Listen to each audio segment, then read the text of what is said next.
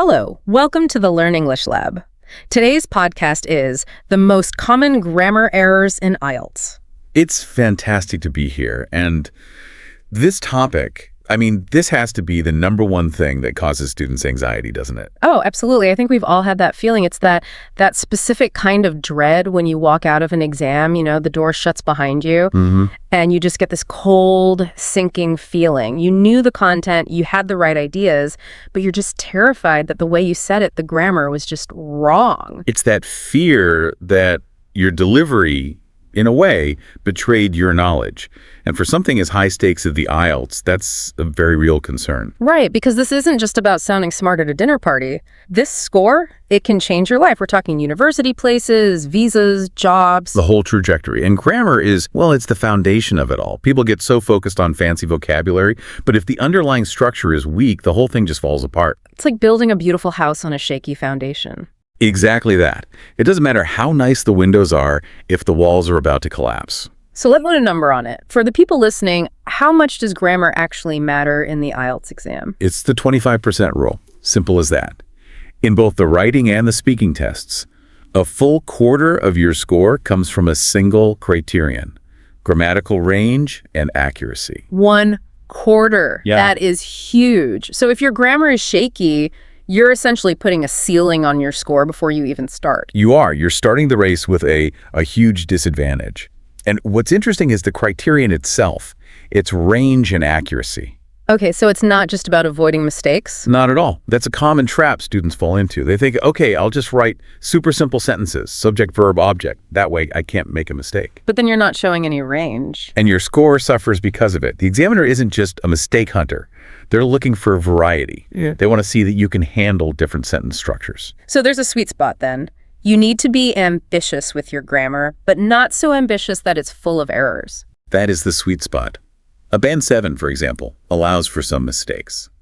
The goal is control, not perfection. The errors shouldn't get in the way of the meaning. Okay, so that's our mission for this deep dive. We've compiled a list of the 15 most common errors, the ones that we see time and time again, dragging scores down. The band score drags, I like that. And we're not just going to point them out. For each one, we're going to give you the fix. Exactly. The tools you need to tune up your grammar engine. So where should we start? Let's start with what you call the silent killers, the small errors that have a huge impact. Right. Section 1. And first on the list, error number 1 is the big one. Subject-verb agreement. The classic. It sounds so basic, doesn't it? Singular subject takes a singular verb. You learn it in your first week of English class. The dog barks, the dogs bark. It feels almost too simple to be a problem for advanced learners. But under exam pressure, that's a different story. Everything is different under pressure. And the trap isn't in a simple sentence like the dog barks. The IELTS test is, of course, more complex than that. So where does it go wrong? It goes wrong when the sentence gets long and the subject is separated from the verb by a lot of other words, a lot of, noise. Give me an example of that kind of noise. Okay, a typical academic sentence. You might write something like, the number of students applying to universities abroad are increasing. Okay, let me hear that again. The number of students are increasing. To be honest, my ear doesn't immediately flag that as wrong. And that's exactly why it's such a dangerous trap. Your brain hears the word students, which is plural, and it's sitting right next to the verb. So I automatically think students are, it feels right. But students is not the subject of that sentence. The true subject is the number. Ah, the number, which is singular, one number. Exactly. So the sentence has to be, the number of students is increasing. I see. So the phrase of students applying to universities abroad is just extra detail designed to distract you. It's camouflage. And there's a technique to see through it. We call it the mental stripping technique. Okay, how does that work? When you're proofreading, you mentally delete, just strip away all the prepositional phrases. Get rid of students, get rid of abroad. Yeah. What are you left with? The number is increasing. And it becomes crystal clear. It's like an X-ray for your sentence. That's a great way to think about it. Does it work for other common phrases? Absolutely. Think about a classic Task 2 essay phrase. One of the main reasons so many students will then write, are that. Right, because they're thinking of all the reasons in their head, which is plural.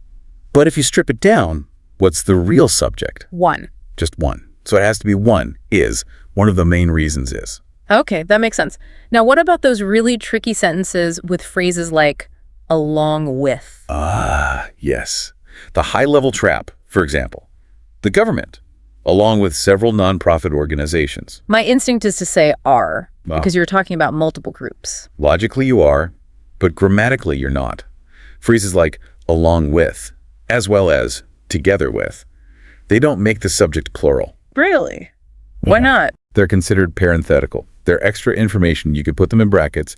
The grammatical subject is still just the government, singular. So the correct sentence is the government, along with several organizations, is working on a solution. Correct. It feels counterintuitive, but that's the rule. And that's where people lose points. Okay, one last one on this topic. There is versus there are.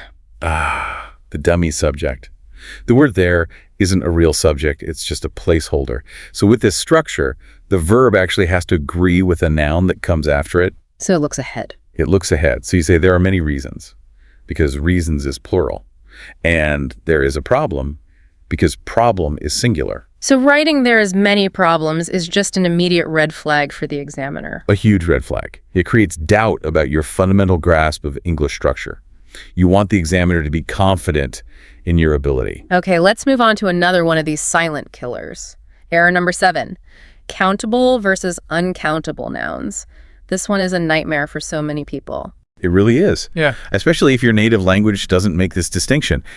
In English, some nouns are seen as a single mass. You can't, put a number on them. And the most famous example has to be homework, right? Every teacher in the world has heard a student say, "Teacher, I have so many homeworks." And every teacher has winced. A little bit, yes. Because homework is uncountable. It's like water or sand. You can't have one homework, 2 homeworks. So if you do have a massive amount of it, what do you say? You'd say, "I have a lot of homework," or "I have a great deal of homework." You use words that describe quantity, not number. It's the same for information and advice, isn't it? I see informations and advices written in essays all the time. Those are the ghost words of IELTS. They haunt essays, but they don't actually exist in standard English. You can't say an advice. But what if someone gives me 3 distinct tips? How do I count that? You use a counterphrase, a unit of measurement. So you would say, "He gave me 3 pieces of advice." So a piece of information, a piece of news, a piece of equipment. Exactly. Equipment is another huge one for task 1 diagrams. A factory has new equipment, never new equipments. Is there a quick test for this? If you're in the exam and you're just not sure about a word, say furniture? There is. It's the A test.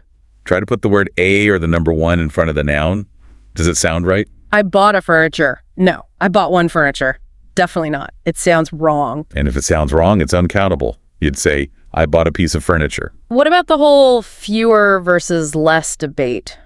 Even native speakers get this one wrong. They do. You see it on supermarket signs all the time. 10 items or less. Which is wrong, right? Technically, yes.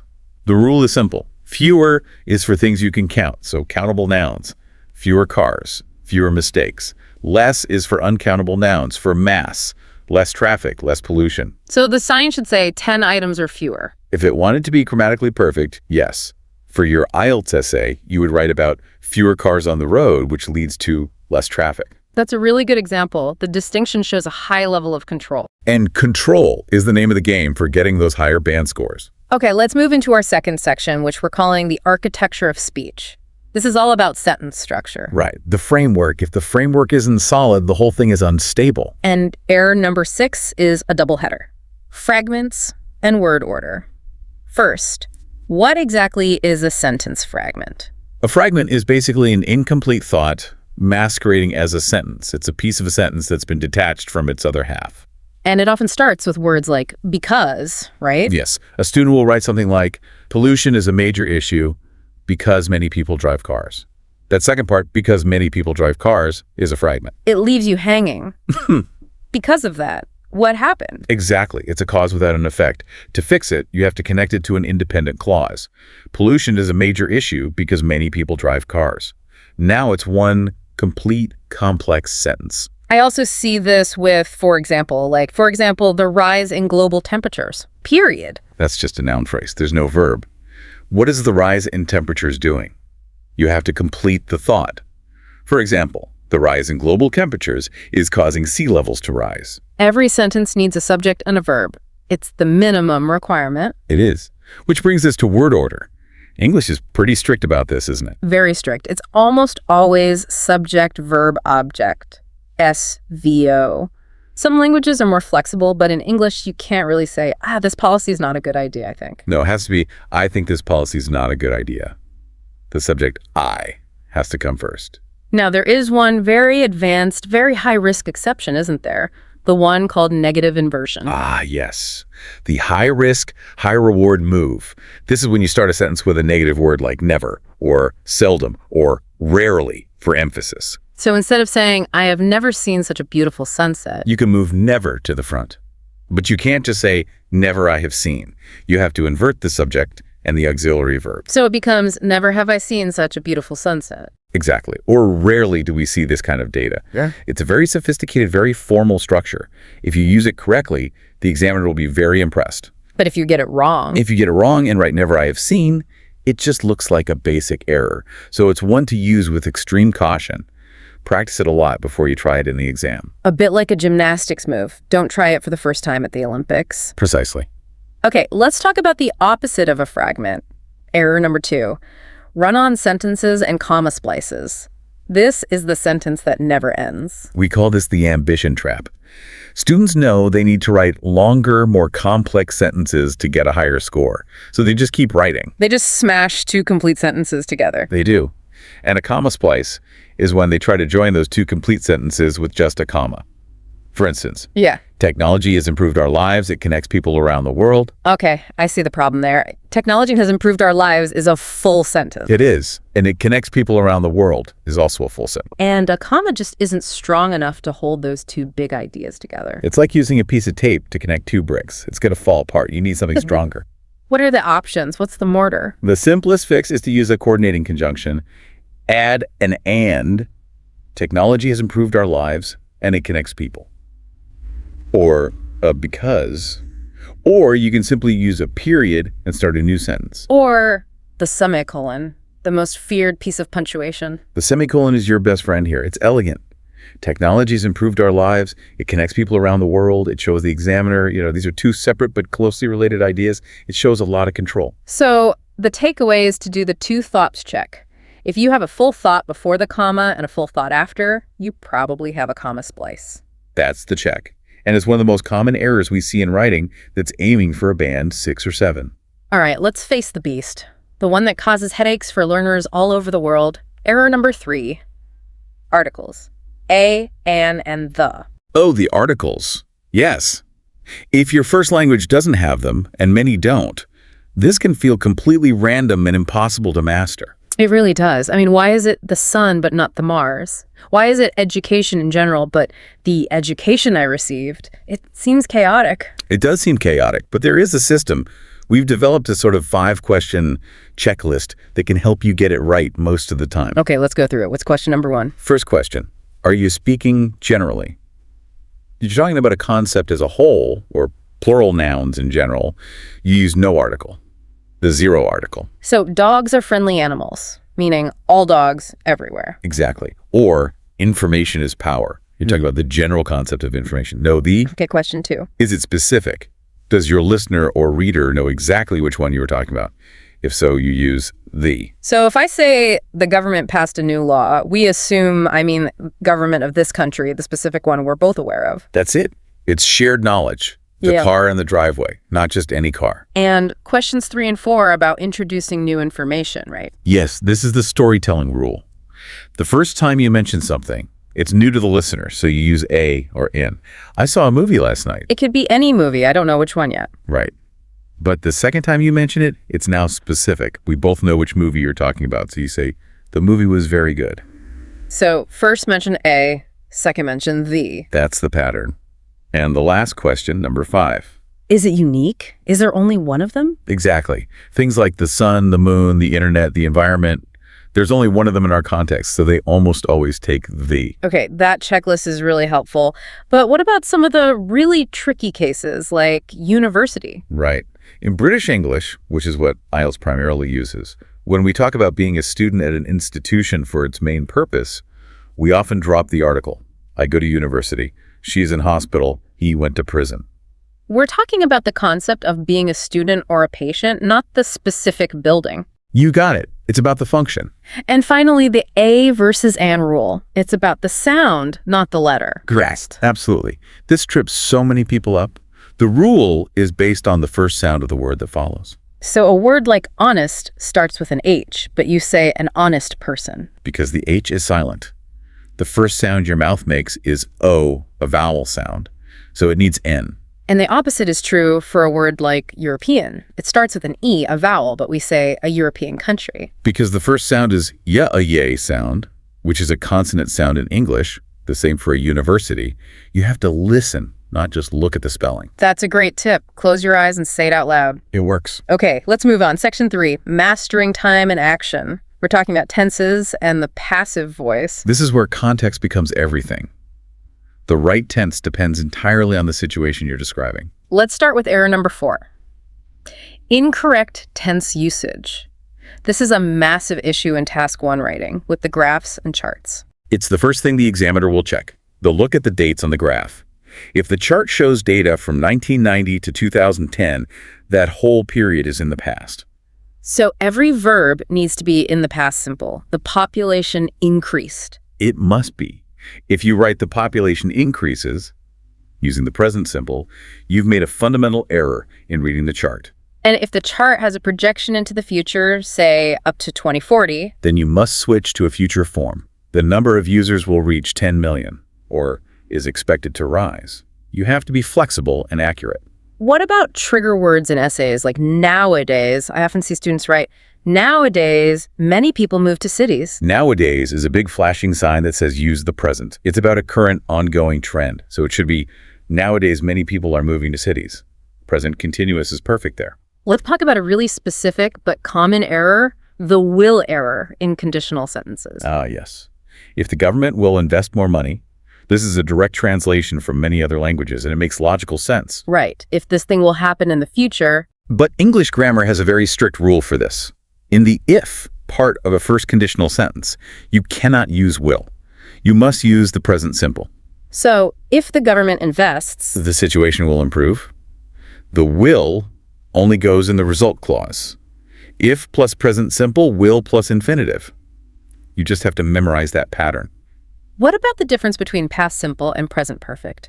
I visited versus I have visited. This is all about specific time. If you say when an action happened last year, yesterday, in 2015, you must use the past simple. I visited Japan in 2018. I can't say I have visited Japan in 2018. That is a very common but definite error. The present perfect, I have visited, is used for an action in the past at an unspecified time. The focus is on the experience itself, the fact that it's in your life history up to now. So if an examiner asks, tell me about a holiday you took, I'd use past simple because I'm telling a story about a specific time. Yes. But if they ask, have you ever traveled abroad? A good answer is, yes, I visited several countries. You're talking about general life experience. Okay, and let's quickly touch on the passive voice. Error number 9. Why is this so important for IELTS? In a lot of writing, active voice is better. But for academic and formal writing, especially Task 1 process diagrams, the passive is essential. Why is that? Because often we don't know or care who is doing the action. In a diagram about how chocolate is made, it doesn't matter who picks the cocoa beans. The process is the hero of the story. So you focus on the action itself. Exactly. So instead of saying workers collect the beans, which is a bit simple, you say the beans are collected. Yeah. It's more objective, more academic. The structure is subject plus the verb to be plus the past participle. Correct. And the mistake students make is using the base form of the verb. They'll write, the bridge was built. It has to be the past participle. The bridge was built. And what's this impersonal passive I've heard about? It sounds like a high-level tool for essays. It absolutely is. Instead of starting every opinion with I think, which can sound a bit repetitive, you can use an impersonal structure. Like, it is argued that, or it is widely believed that. It makes the opinion sound more like a well-known fact or a significant academic position. It's a fantastic way to add sophistication to your Task 2 essay. it is often said that technology is a double-edged sword. That sounds much better than, I think technology is a double-edged sword. It does. It sounds like a band 7 or 8 sentence. Let's move to section 4, complexity and precision. This is where we get into the really advanced structure. This is the high wire act. Great if you can do it, but dangerous if you fall. We'll start with error number 10, incorrect use of conditionals. Let's talk about the second conditional, a hypothetical one. This is for talking about unreal or imaginary situations in the present or future. The classic example is, if I were the president. Hold on right there. If I were, shouldn't it be if I was? In casual conversation, people say if I was all the time. But in formal academic English, and for the IELTS, the correct form is the subjunctive were for all subjects. If I were, if he were, if the company were. So it's a signal that the situation is not real. It is. And the result clause must use would. So if I were president, I would lower taxes. You use would, not will, because it's a hypothetical result. And the third conditional, the one for looking back at the past with regret. Yes, for speculating about how the past could have been different. If I had studied harder, I would have passed the exam. That's a very complex structure. Had plus the past participle in the if clause, and would have plus the past participle in the result clause. It is. But it's perfect for speaking part 3, when the examiner asks you to reflect on past events. It shows an incredible command of grammar. Okay, next up is error number 8, relative clauses, using who, which, and that. The basic rule here is pretty simple. Who is for people, and which is for things. So it's wrong to say the scientist which discovered the cure. Very wrong. It should be the scientist who discovered the cure. Yeah. And likewise, you can't say the report who I read. It has to be the report which I read or the report that I read. What about for places, the town which I grew up? That's a common mistake. You need a preposition there, the town in which I grew up. Or, much more simply, you can just use where, the town where I grew up. I hear the reason because all the time. Is that wrong? It is. It's redundant. Reason and because mean the same thing. You should say the reason why or the reason that, but never the reason because. And a quick point on commas. If a relative clause is surrounded by commas, meaning it's just extra information, you can't use that, right? That is an absolute rule. So you can say, my brother, who lives in Canada, is a doctor, but you cannot say my brother that lives in Canada. The commas make that illegal. Let's quickly cover error 13, comparatives and superlatives. First rule, no double marking. More better is never, ever correct. Better already means more good. And the most biggest is also wrong. Yes, biggest is already the superlative. You don't need most. What about the rule for one? I see errors with this a lot. Like, London is one of the most exciting cities in the world. Logically, if something is one of a group, the group must be plural. You can't be one of one thing. So it has to be one of the most exciting cities. Yeah. You must have that plural as on the noun. That's such a small detail, but it makes a huge difference. It does. It's a sign of careful, accurate writing. Okay, we're on to section 5, the fine-tuning. Let's start with error number 5, misusing prepositions. This is what I call the no logic zone. There is often no logical reason why we say interested in, but good at. You just have to memorize them. You do. They're called collocations, words that naturally go together, so you just have to learn them as chunks. Depends on, not of. An increase in, not of. Addicted to. What's the most common preposition error you see from advanced students? Oh, that's easy. It's with the verb discuss. So many people say, we discussed about the problem. And that's wrong. It's wrong. The verb discuss is transitive. It takes a direct object. You just say, we discussed the problem, know about. You can talk about it or you can discuss it. I think the best strategy here is probably to keep a notebook. A preposition notebook is a brilliant idea. When you learn a new word, learn the prepositions that go with it. Next, error 11, linking words gone wrong. This is the show-off backfire. Students learn a list of fancy words like moreover, furthermore, consequently, and then they use them in every sentence. And it just sounds unnatural and robotic. It does. And they often use them incorrectly. The most common error is the double contrast. Although it was expensive, but I bought it. You can't have both although and but. They do the same job. You have to pick one. Although it was expensive, I bought it. Or it was expensive, but I bought it. Another one is misusing on the other hand. Yes. On the other hand is only for introducing a contrasting point. You can't use it to just add another similar idea. For that, you'd use in addition or furthermore. And let's quickly clarify the grammar of contrast words. Error 15, although versus despite. It's a simple formula. Although is followed by a clause, which means a subject and a verb. Although the weather was bad, despite is followed by a noun or a gerund, an ing word, despite the bad weather. So it would be wrong to write, despite the weather was bad. That's a very common error. You'd have to say, despite the fact that the weather was bad, or more concisely, despite the bad weather. And error 12. Gerund versus infinitive. Using ing versus to plus verb. Again, this is mostly memorization. Certain verbs are followed by one or the other. For example, enjoy is always followed by an ing gerund. I enjoy reading. And decide is always followed by an infinitive. I decided to leave. Yes. And a common mistake is with the verb suggest. Students often say he suggested to go, but it should be he suggested going. And then there are verbs like stop, where the meaning changes completely.